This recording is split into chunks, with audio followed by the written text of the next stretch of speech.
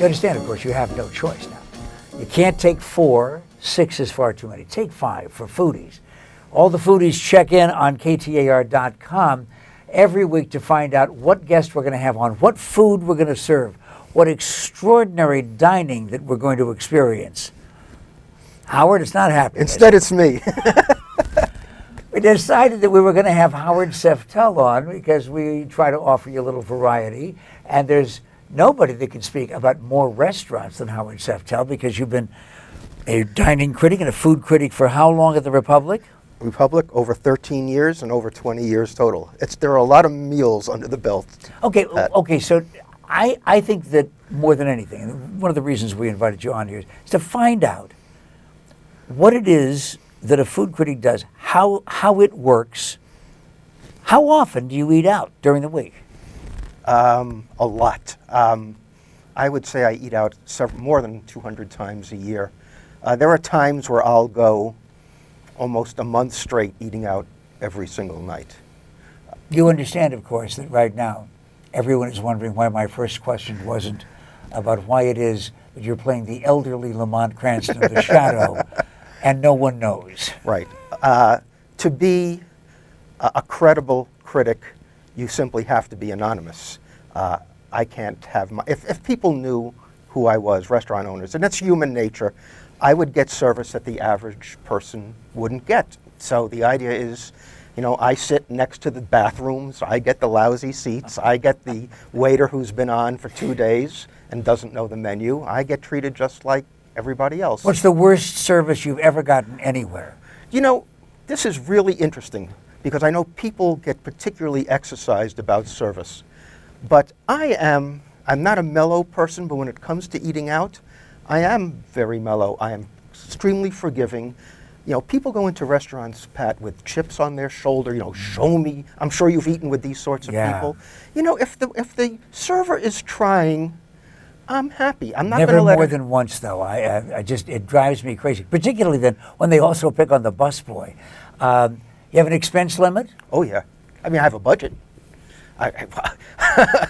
Do you have a budget, Pat? Well, yeah, but I don't go out 200 times a year and have somebody else pay for it. I'll tell you this, enormously to my employer's credit, my budget hasn't been axed at all. I have enough money so I can go to a restaurant enough times and eat enough of the food so that when I write up a review, I can look myself in the mirror and said, I ate a very, very good proportion of the food on this menu, and my judgment is informed not by a guesswork, but what I actually ate. Do you ever do a review after one visit? No. Because if you have to go back to all of those restaurants that you review and all of the variety of different kinds of restaurants that you offer to us in the Republic, and then having to go back to, it just seems to me you must have an unlimited expense budget. You ever order Cristal champagne? No. I just thought of that as like $350, but I will tell $400 you, a bottle. I will have a glass of wine with dinner or a cocktail, but I don't drink my budget. But I do know wine, so I can make a judgment about the wine list without necessarily drinking everything. But certainly in a nice restaurant, I'll have a glass of wine and sometimes even a bottle just to see how the restaurant handles it. But I don't drink up my budget. There are restaurant owners out there right now saying, you mean he was sober when he wrote that review that I read of the And Republic? not only that, Pat, I am extremely careful about how much I drink. I don't have 2 glasses of wine. Who chooses the restaurants? Oh, me. Always? I have a wonderful job.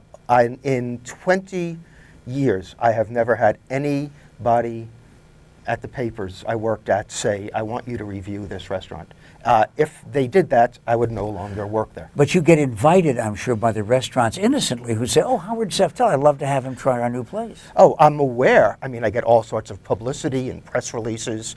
And in general, people alert me that they have restaurants. I have a very thick folder filled with restaurants. It's interesting that when I first got here, more than 20 years ago, and I became a reviewer, my first thought was, how am I going to find a restaurant a week to review?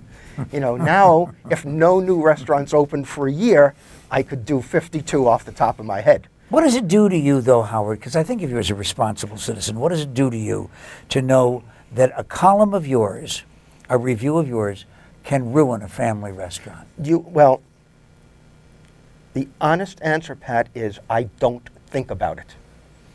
You can't think about it. I go to a restaurant and I give it my best shot. That said, there's no, if I go to a mom and pop restaurant, and most of the restaurants I go to are not mom and pop, as the sort of principal reviewer, I go to the serious, ambitious restaurants. I do go to mom and pop places, but if a mom and pop place, if I go the first time and it's just terrible, there is absolutely no reason for me to tell 400,000 people not to go to this little restaurant, in Central Phoenix. So I'll just let it go. One more question, and this is one I've never asked you on television or radio before. I'm never going to ask you what your favorite meal of all time is. But if you wanted to revisit one memorable meal, just to have exactly that same experience again, what would it be? Wow. And this is going to make me look bad, but it would be the kind of meal I have experienced. Now, we're not talking about I had great guests or my wife was particularly lovely or it was an anniversary.